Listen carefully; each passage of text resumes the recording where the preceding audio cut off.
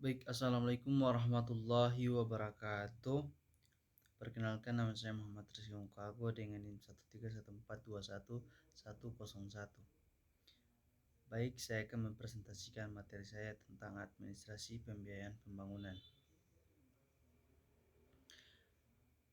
Bagian A, administrasi pembiayaan pembangunan. Administrasi dan pembiayaan tidak dapat dipisahkan dalam proses pembangunan, di mana kedua hal tersebut merupakan bagian penting dari setiap penyelenggaraan pembangunan.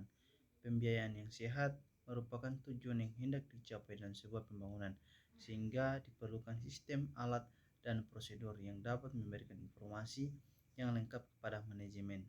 Sebagai alat penunjang dalam mengusahakan pembiayaan yang sehat, maka penyelenggara administrasi yang tertib, lengkap, efisien, dan up to date merupakan suatu tuntutan. Menurut Badrudin 2004-62, administrasi pembiayaan pembangunan adalah pengelolaan biaya yang berhubungan dengan pembangunan, mulai tingkat perencanaan sampai pengukuran biaya yang efisien.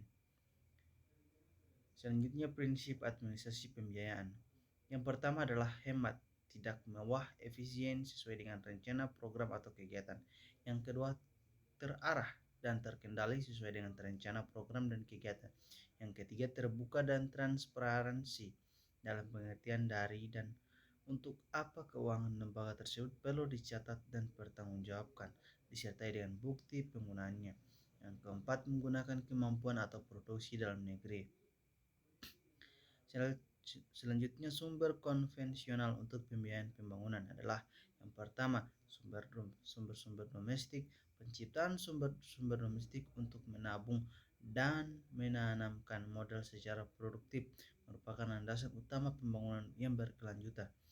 Berapapun besarnya tingkat tabungan domestik, yang terpenting adalah jaminan terhadap penglokasian tabungan tersebut secara efisien dan dibutuhkan dalam arti sosial, politik, dan pembangunan.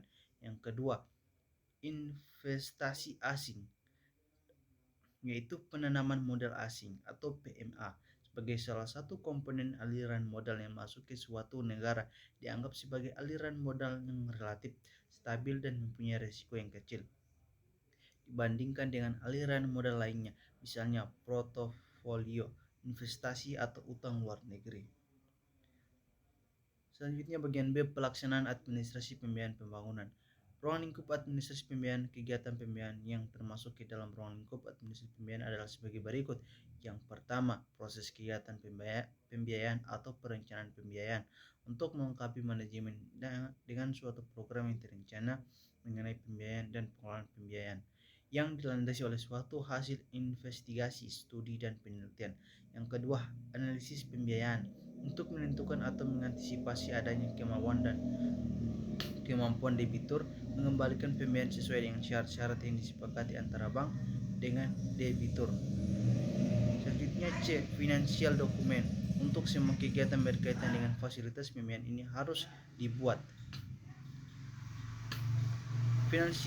Selanjutnya, finansial disbursement. Setelah mempersiapkan dokumen secara lengkap, maka fasilitas pembiayaan yang telah disetujui digunakan oleh debitur sesuai dengan jadwal penggunaannya. Ada 3 syarat mutlak agar fasilitas pembiayaan itu secara real mampu meningkatkan taraf hidup nasabah, yaitu aman, terarah, dan produktif.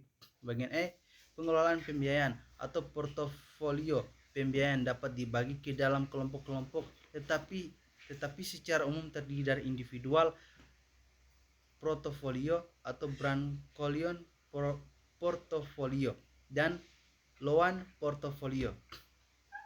Selanjutnya, pelaksanaan pembiayaan pembangunan. Yang pertama, dokumen pelaksanaan APBN, yaitu daftar isian pelaksanaan anggaran. DIPA adalah dokumen penting dalam pelaksanaan anggaran pendataan dan belanja negara APBN di Indonesia. DIPA merupakan panduan bagi pejabat negara pengelolaan anggaran. Dalam DIPA diuraikan program hasil indikator kinerja utama atau IKU, kegiatan indikator kinerja kegiatan, serta keluaran kegiatan dan jumlah nominal anggarannya. Yang kedua, kuasa pengguna anggaran atau KPA, jabatan setingkat yang bertanggung jawab kepada menteri atau jabatan setingkat yang mengangkatnya Bendahara adalah pengelola anggaran yang juga langsung diangkat menteri atau jabatan setingkat yang bertugas menata usahakan administrasi keuangan DIPA dan bertanggung jawab kepada KPA. Yang ketiga, pejabat pembuat komitmen atau PPK, penanggung jawab kegiatan panitia pengadaan barang dan jasa serta panitia penerima barang yang bertanggung jawab kepada KPA. Baik, sekianlah presentasi dari saya. Lebih dan kurangnya saya mohon maaf. Wabillahi taufiq wal hidayah. Wassalamualaikum warahmatullahi wabarakatuh.